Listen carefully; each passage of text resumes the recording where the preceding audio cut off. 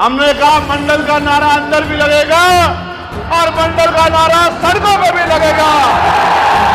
और ये जय भीम जय मंडल वाले इकट्ठा करके ये कमंडल वालों का ढक्कन भी बंद कर देंगे। मेरी बात को जातिवार जनगणना कराइए, आंकड़े जारी कराइए।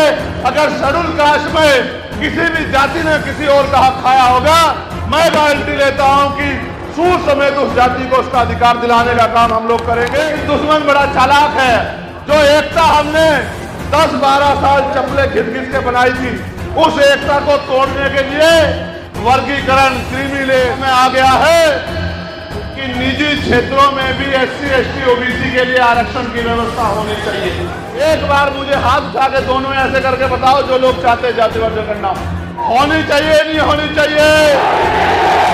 अगर होनी चाहिए तो मांगने से सिर्फ भीख मिलती है, अधिकार छीनने पड़ते हैं। बताओ पार्लियामेंट में आपका झंडा बुलंद कर रखा है, नहीं कर रखा? बताओ। पूरे 100-125 MP एक तरफ और आपका ये अकेला बेटा एक तरफ। बताओ डंडा मजबूत है या नहीं है? सोचो, जिस दिन मेरे जैसे 40-50 वहां चले गए उस दिन क्या होगा? मेरे भाई छोटे लाल प्रजापति को मार दिया गया, उसकी पीट के हत्या कर दी गई। मैं सबसे पहले सभा में नहीं वहां गया। बात इंसाफ की है। अगर कोई कमजोर समझ के कुचलने का काम करेगा तो टकराने के लिए चंद्रशेखर आजाद खड़ा है। मेरी बहुत तेज आई है बाहर, ये भी मैं देख पा रहा हूं। लेकिन दुनिया की कोई बारिश, दुनिया की कोई आंधी, दुनिया का कोई तूफान आने वाले समय में बहुजन समाज का रास्ता नहीं रोक सकता। ये मेरा कथन आने वाले 5 से 7 साल में अटल सत्य भारत में होगा। मेरी बात को आप लोग याद रखना। बहुजन समाज के लोग तमाम तरह की मुसीबतें सह के रूखा सूखा खाकर अपने घरों को चलाने का काम करते हैं। सुबह से शाम तक खूब मेहनत करते हैं, खूब कठिनाई उठाते हैं, तब जाकर हमारे घरों तक या हमारे भूखे पेटों तक खाना पहुंच पाता है। ये कठिन दौर है। पानी यहां से भी आ रहा है, पानी वहां से भी आ रहा है और पानी हमारे लोगों की आंखों में भी है। वो पानी, जिस पानी को सूखने में अभी कुछ समय और लगेगा, लेकिन मेरा विश्वास अटल है कि वो पानी सूखेगा और हमारे लोगों की आंखों में भी खुशहाली के आंसू आएंगे। मेरी बात को आप याद रखना। तो कुदरत ने ऐलान भेजा है कि जैसे नीरज भाई ने जब कहा कि ये बहुजन आंदोलन की सबसे मजबूत धरती होगी, तो ये बारिश गवाही दे रही है कि आने वाली फसल भी शानदार होगी, बहुजन समाज के लिए ताकतवर होगी। सम्मानित साथियों, अपनी बात को शुरू करते हुए मैं बहुजन समाज में जन्मे सभी संतों, गुरुओं और महान पुरुषों को नमन करता हूं। मैं नमन इसलिए करता हूं कि मैं उनके योगदान को याद रखना चाहता हूं, क्योंकि बाबा साहब अम्बेडकर ने कहा है कि जो कौम अपना इतिहास नहीं जानती वो कभी भविष्य का निर्माण नहीं कर सकती है। और इतिहास को जानने के लिए इतिहास को पढ़ना पड़ेगा और मैं आज आपको इतिहास के पन्नों में ले चलूंगा। सर्वप्रथम तो जिन महान पुरुषों की जयंती पे हम लोग कार्यक्रम मना रहे हैं, महामना भारतीय राजनीति के कबीर कहे जाने वाले विश्वधन रामस्वरूप वर्मा जी, और जिनकी आज जयंती है, जिनकी वजह से 52% पिछड़े वर्गों के घरों में तरक्की का चिराग जला। मैं मान्यवर बीबी मंडल जी को भी नमन करता हूं। और पुराने सब लोग तो ये जानते हैं कि जातियों में हमें बांट के कौन हमारा हिस्सा खा रहा है और जातियों को अगर तोड़ के हमने बहुजन समाज में भाईचारा स्थापित कर लिया तो फिर हम इस देश में हाथ फैलाने वाले नहीं, देने वाले लोग बन जाएंगे, ताकतवर लोग बन जाएंगे। वो दिन भी हमसे दूर नहीं होगा। सम्मानित साथियों, मैं आज याद करता हूं बाबू जगदेव प्रसाद कुशवाहा को। मैं आज याद करता हूं जननायक कर्पूरी ठाकुर को। मैं आज याद करता हूं बाबू श्रीदयाल चौरसिया जी को। मैं आज याद करता हूं संत रामबिये प्रजापति जी को। मैं आज याद करता हूं संत गाडगे जी महाराज को। मैं आज याद करता हूं नारायणा गुरु को। और जब तक पेरियार ललई यादव, ईवी पेरियार रामानायकर स्वामी जैसे महान पुरुषों का नाम नहीं आएगा और उनके साथ साथ राष्ट्रपिता ज्योतिबा फूले, छत्रपति साहू जी महाराज और डॉक्टर बाबा साहब अम्बेडकर और मान्यवर काशीराम साहब का नाम नहीं आएगा, ये परिवार बहुजन परिवार एकजुट नहीं होता। मैंने जिनके नाम लिए हैं वो सब आज की जाति व्यवस्था में पिछड़ी जाति से आते हैं। तो यानी कि जो अधिकार आज हमें मिले हैं उसमें हमारे इस परिवार का बहुत बड़ा योगदान है। उन्होंने तब आगे बढ़ के इस आंदोलन को चलाने का काम किया और फिर बाबा साहब अम्बेडकर ने, मान्यवर दीना भाना वाल्मीकि जी ने, मान्यवर काशीराम साहब ने उस आंदोलन को कामयाबी के रास्ते पे ले जाने का काम किया। उन्होंने संघर्ष किया, उसकी वजह से आज हम लोग यहाँ खड़े हैं। और अगर आज ये सब पीढ़ी मिलके भाईचारा बना के, एकता बना के संघर्ष करेगी तो आने वाले समय में इनकी आंखों में ना आंसू होंगे, ना इनके साथ जुल्म जाति कोई कर पाएगा। सम्मानित साथियों, आज का जो टॉपिक है वो जातिवार जनगणना है। और जातिवार जनगणना क्यों होनी चाहिए, इस बात को समझने के लिए समझिए कि दुश्मन बड़ा चालाक है। रामेश्वर परम जी, आपने अपनी बात को जब रखा मैं सुन रहा था और आपने महामना रामसुख वर्मा जी के लिए कहा कि उनका नारा था कि राष्ट्रपति की या हो मजदूर की संतान और सबको शिक्षा एक समान।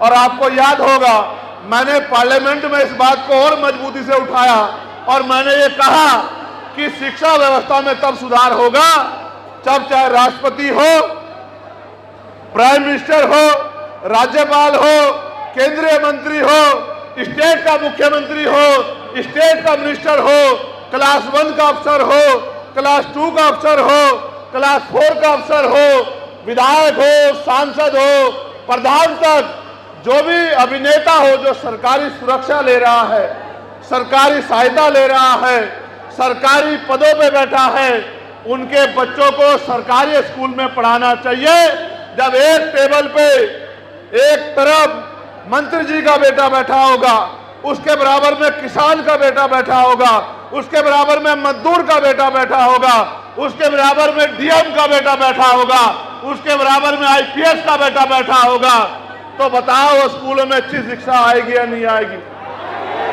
और ये किसका नारा था? ये महामना रामसुख वर्मा जी का नारा था। उनका अनुयायी होने के नाते, अर्जक संघी होने के नाते मैंने पूरी ताकत से पार्लियामेंट में इस नारे को उठाने का काम किया, क्योंकि मैं मानता हूं कि हमारे महान पुरुषों ने जो बातें कही वो हल्की बातें नहीं। जिस तरह से बाहर की बारिश रुक गई, दुश्मन का काफिला भी आपकी एकता के आगे ऐसे ही रुक जाएगा। बहादुरों, याद रखो मेरी बात को, आपकी एकता का कोई तोड़ नहीं है। जिस दिन 85% बहुजन एक हो गया उस दिन इस देश में आपका राज होगा। जिस दिन आपका राज होगा तो नीति आप लोग बनाएंगे, और जिस दिन नीति आप लोग बनाएंगे तो किसी का मकान टूटा हुआ नहीं होगा, किसी के घर में सुख सुविधा की कमी नहीं होगी, किसी को अपनी जमीन गिरवी नहीं रखनी पड़ेगी, किसी के साथ जुल्म जाती नहीं होगी। ये तभी होगा जब आप भाईचारा बनाओ। साथ साथ जब जातिवार जनगणना की बात होगी तो मैंने पार्लियामेंट में हर भाषण में जातिवार जनगणना होनी चाहिए इस बात को उठाने का काम किया है। मैं किसी पे कटाक्ष नहीं करना चाहता, ये मेरा काम नहीं है। ना मेरे पास समय है, लेकिन आप याद करो, जिन पार्टियों ने जातिवार जनगणना का, आरक्षण का झंडा उठा के उत्तर प्रदेश में और देश में चुनाव लड़ने का काम किया, हक वंचित समाज के वोट देने का काम किया, कई स्टेट में उनकी सरकारें हैं, बताओ क्या वो अपने यहाँ जातिवार जनगणना करा रहे हैं, नहीं करा रहे हैं? बताओ। इसका मतलब क्या है? इसका मतलब यह है, नीरज भाई अपनी बातें अपने विचारों में सुनाते हैं कि बहेलिया आएगा, जाल बिछाएगा।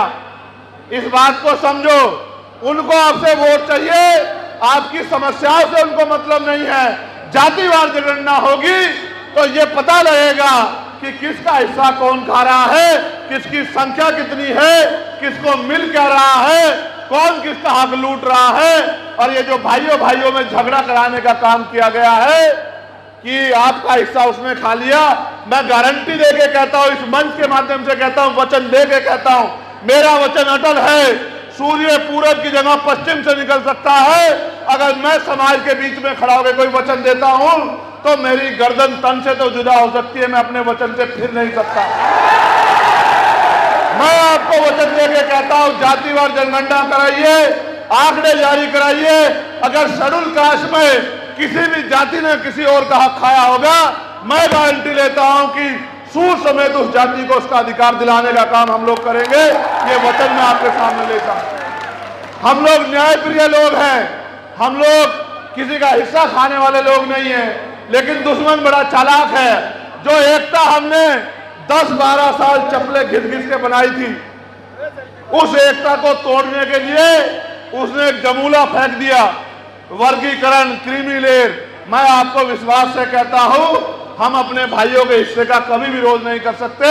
अगर मुझसे छोटे को या बड़े को कुछ मिलेगा और अगर मैं मिशनरी हूं तो मेरी ये जिम्मेदारी है कि मैं अपने हिस्से का टुकड़ा भी उसके आगे कर दूंगा, अपने भाई का पेट खाली नहीं रहने दूंगा। मैं आपको विश्वास दिलाऊं, इस एकता के लिए हमने 14 बलिदान दिए, सड़कों पे लाठियां खाई, मुद्दों की लड़ाई लड़ी, भाईचारा बनाया, लेकिन दुश्मन ने बांटने में समय नहीं लगाया।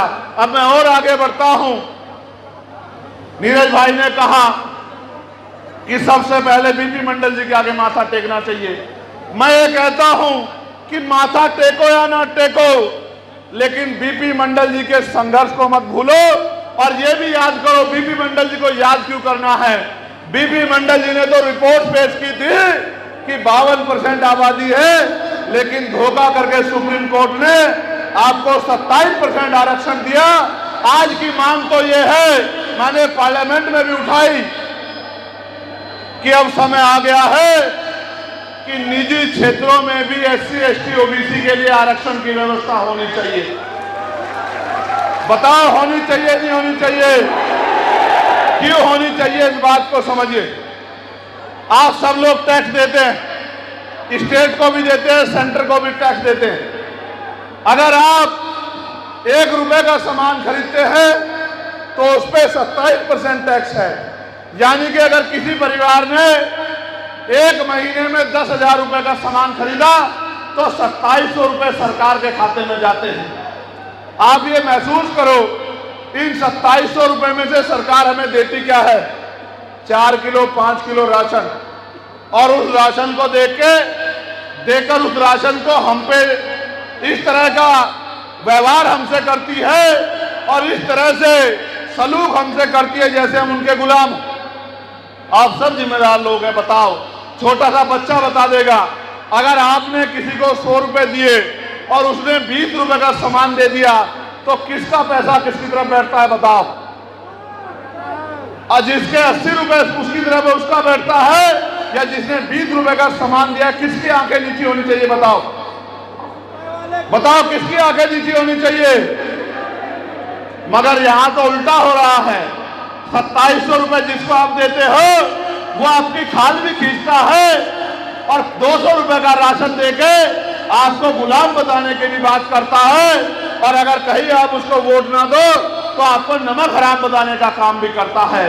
और साथ साथ आपके बच्चों के भविष्य को, उनके अधिकारों को लूटने का काम भी करता है। वो निजीकरण करा के आरक्षण को खत्म करने का काम भी करता है। वो तमाम तरह से सुविधा लेटरल एंट्री आउटसोर्सिंग करके आपके बच्चे के भविष्य को जीरो करने का काम भी करता है। सम्मानित साथियों, इस देश में मांगने से कुछ नहीं मिलता। मैं आपसे पूछना चाहता हूं, लंबे समय से मांग हो रही है कि जातिवार जनगणना होनी चाहिए। एक बार मुझे हाथ उठा के दोनों ऐसे करके बताओ जो लोग चाहते हैं जातिवार जनगणना हो। ऐसे खोल के उठाओ, अब नीचे करो, दोबारा बताओ कितने लोग चाहते हैं जातिवार जनगणना होनी चाहिए। जरा एक बार आवाज में बताओ,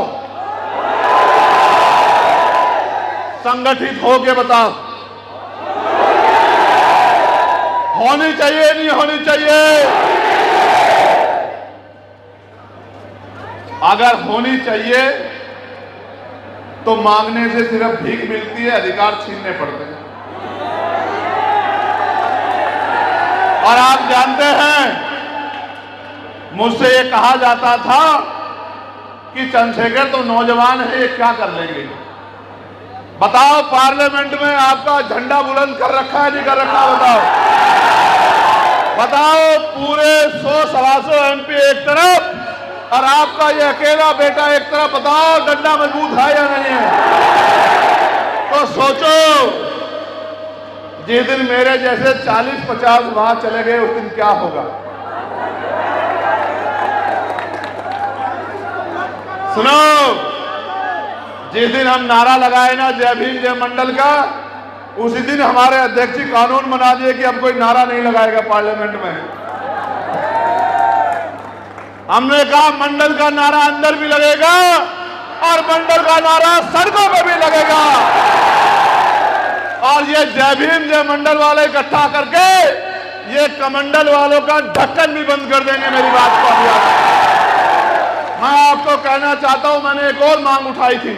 अगर आप गौर करेंगे, ये आपके हितों की मांग है। मैं तो आपका हिस्सा हूं। मैंने कहा कि चाहे राष्ट्रपति हो, चाहे मुख्यमंत्री प्रधानमंत्री हो, या डीएम एसएसपी या सीओ दरोगा हो, या गांव का प्रधान हो, बीडीसी हो, विधायक हो, मंत्री हो या सांसद हो, उनका इलाज सरकारी अस्पतालों में होना चाहिए। उनके बच्चों का इलाज भी सरकारी अस्पतालों में होना चाहिए। इससे होगा क्या पता आपको? इससे ये होगा कि जब एक बेड पे मंत्री जी का इलाज हो रहा होगा और बराबर के बेड पे मेरे जैसे कोई किसान का बेटा पड़ा होगा, तो अगर उसके ड्रिप जो है मंत्री जी के बढ़िया वाली लग रही होगी, तो उससे थोड़ी सी कम बढ़िया वाली हमारे भी लग जाएगी। और डॉक्टर साहब भी पूरे हो जाएंगे, बैकलॉग भी भर जाएगा और साथ साथ दवाइयां भी आ जाएंगी। और मैं भी अपने लोकसभा क्षेत्र में नीरज भाई कई अस्पतालों का निरीक्षण करके आया। मशीन नहीं है, एक्सरे मशीन, अल्ट्रासाउंड मशीन नहीं है, ईसीजी मशीन नहीं है, और तो और डॉक्टर नहीं है, महिला डॉक्टर नहीं है, और तो और आप मत पूछो ऑक्सीजन नहीं है। ये वो उत्तर प्रदेश है जहां गोरखपुर में सैकड़ों बच्चों की जान ऑक्सीजन की कमी से गई। और याद करो कोरोना काल, कितने लोगों को तरफ तरफ के जान चली गई, लेकिन ऑक्सीजन नहीं उपलब्ध करा पाई सरकार। और याद करो, ये वही क्षेत्र है जहां से बड़े पैमाने पे मजदूरी के लिए लोग जाते हैं। कोरोना काल याद होगा, ये बड़ी बड़ी बातें करने वाली सरकार मजदूरों को जाने के लिए बस ट्रेन की व्यवस्था भी नहीं करा पाई। ये हैसियत है सरकारों की। आप समझो, एक तरफ ये फूल बरसाते हैं, एक तरफ ये बड़ी बड़ी ट्रेनें चलाते हैं, लेकिन जब मजदूर किसान कमेरों की बात आती है, महिलाओं की बात आती है, तो ये हाथ खींच लेते हैं, बोलते हम पे कुछ नहीं। इसलिए मैंने मांग की कि शायद देश अभी कोरोना जैसे अगर कोई विपदा आ जाए, निपटने में तैयार नहीं है, तो बुलेट ट्रेन की बात करने से पहले अच्छे इलाज की व्यवस्था करा दो। और जो लोकल ट्रेनें हैं, हमारे यहाँ पैसेंजर ट्रेनें हैं, उनमें डब्बे ही बढ़वा दो, तुम्हारा भला हो जाए। कुछ तो करो गरीबों के लिए। आज जाति धर्म देख के कार्रवाई हो रही है। आपने देखा मध्य प्रदेश में शहजाद भाई का मकान किस हालात में कर दिया। और ये कल अगर शहजाद निर्दोष साबित हो गया, तो क्या ये सरदार सरकार उसका मकान बनवा देगी? उसकी गाड़ियों का वैध करार दे दिया गया। बात शहजाद की नहीं है, बात इंसाफ की है। अगर कोई मुसलमानों को, कोई सिखों को, बुद्धिस्टों को, जैनों को, ईसाइयों को कमजोर समझ के कुचलने का काम करेगा तो टकराने के लिए चंद्रशेखर आजाद खड़ा है। मेरी बात को अभी वो दिन चले गए। अभी अभी हम पतारा से निकल के आए हैं। मेरे भाई छोटे लाल प्रजापति को मार दिया गया, उसकी पीट पीट के हत्या कर दी गई। मैं सबसे पहले सभा में नहीं वहां गया अपने परिवार के आंसू पूछने के लिए। मैं जाति को नहीं मानता, मैं बहुजन हूं। कभी कभी मैं जो कुछ मांगे उठाता हूं उनके कारण है, लेकिन मैं छोटे लाल प्रजापति जी के यहां गया और उसका घर देखा, रामेश्वर पवन जी। मैंने, मुझसे मत पूछो मेरे दिल में कितनी पीड़ा हुई। 3 फीट का गेट है उसका, मेरी कमर की रीढ़ की हड्डी तिरछी करके मुझे जाना पड़ा। और मैं अकेला नहीं गया, एसडीएम को लेके गया, सीओ को लेके गया, एसएचओ को लेके गया, तमाम अधिकारियों को लेके गया, समाज कल्याण अधिकारी को कि चलो घुसो, देखो तुम्हारी कमर तिरछी होती है नहीं होती हमारे घरों में जाते हुए। सरकार कहती है प्रधानमंत्री आवास योजना, कहाँ है आवास योजना? छोटे लाल प्रजापति का घर कच्चा है, उस गांव में रहने वाले दलित पिछड़े घर कच्चे। यह है प्रधानमंत्री आवास योजना। इसलिए मैं आपसे कह रहा हूं, मैंने मांग की कि जो आरोपी बाकी है उनको गिरफ्तार करो। मैंने मांग की कि छोटे लाल प्रजापति को 1 करोड़ रुपए का मुआवजा दो। मैंने मांग की उसके बेटे को नौकरी दो, एक सरकारी। आज मैं उत्तर प्रदेश में उस ताकत में नहीं हूं, लेकिन मैं आपसे कह रहा हूं आने वाले समय में आप सब लोगों की मेहनत से अगर हम लोग उत्तर प्रदेश में ताकत में आ जाते हैं, किसी सामंती की हिम्मत नहीं होगी कि चंद्रशेखर आजाद छोड़ने वाला नहीं है।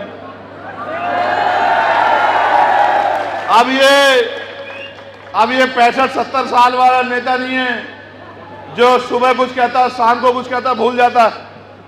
ये तो 40 साल से भी कम उम्र का नौजवान है, ये तो बेरोजगारों में से एक है। ये छोड़ेगा नहीं, ये देना नहीं चाहती सरकार। और इसका उदाहरण है 69,000 शिक्षक भर्ती। नीरज भाई यहां बैठे, उन्होंने देखा किस तरह से हमने 69,000 शिक्षक भर्ती में लड़ाई लड़ी। 5 दिन खुले आसमान के नीचे सड़क पे, तपती सड़क पे सो के हमने संघर्ष किया। 6,800 नौकरियों की लिस्ट जारी करवाई। फिर वो लोग हाईकोर्ट चले गए, वो नौकरियां रोक दी गई। अब फिर उनको न्याय मिलने की उम्मीद जगी है, लेकिन मैं सरकार को जानता हूं, मुझे पता है सरकार पिछले दरवाजे से अपने लोगों को सुप्रीम कोर्ट भेज देगी और सुप्रीम कोर्ट में बैठे उनसे प्यार करने वाले जज उस फैसले को पेंडिंग में घेर देंगे। मैंने मांग की कि अब all India judicial service commission बननी चाहिए और SC ST OBC के बच्चों को सुप्रीम कोर्ट और हायर कोर्ट में भी, हाई कोर्ट में भी, हायर जुडिशरी में भी रिजर्वेशन मिलना चाहिए। हमारे बच्चों को वहां नौकरी मिलनी चाहिए, हमारे बीच के लोगों को जज बनना चाहिए। अब मैं आपसे कहना चाहता हूं कि ये सारे काम तभी होंगे जब राजनीतिक शक्ति बनाओगे, और राजनीतिक शक्ति वोट से बनती है। मैं किसी को बुरा नहीं कह रहा, आपने सबका साथ दिया। आप बताओ क्या मेरा अधिकार आप पे कुछ बैठता है नहीं बैठता है? जो लोग कहते हैं कि बैठता है वो दोनों हाथ खड़े करो। उधर के लोगों ने कम हाथ उठाया है, जरा देख रहा हूं। अच्छा हाथ नीचे करो। ये बताओ आपके आने वाली पीढ़ियों का इस देश में क्या होगा? कोई जवाब है आपके पास? बाबा साहब ने कहा political power is the master की। राजनीतिक सत्ता वो चाबी है जो सारी समस्याओं का हल कर सकती है, और वो चाबी आपके अंगूठे में है। जिसका बटन दबाओगे उसके पास ताकत आ जाएगी। अच्छा बताओ, जब चंद्रशेखर आजाद समाज पार्टी पे ताकत होगी तो बताओ आपके हाथ खाली होंगे क्या? बताओ। आप अपना भविष्य खुद बना सकते हो, आप अपनी तकदीर खुद लिख सकते हो, आप अपने लिए जमीन से लेकर रोजगार की और आजादी के जीवन की व्यवस्था कर सकते हो, अगर आप अपने फैसले मजबूत कर लो। मैं कल भी तुम्हारा था, आज भी तुम्हारा हूं, और जब तक जीऊंगा तुम्हारा रहूंगा। मगर कहना चाहता हूं तैयार हो जाओ, खड़े हो जाओ। यहां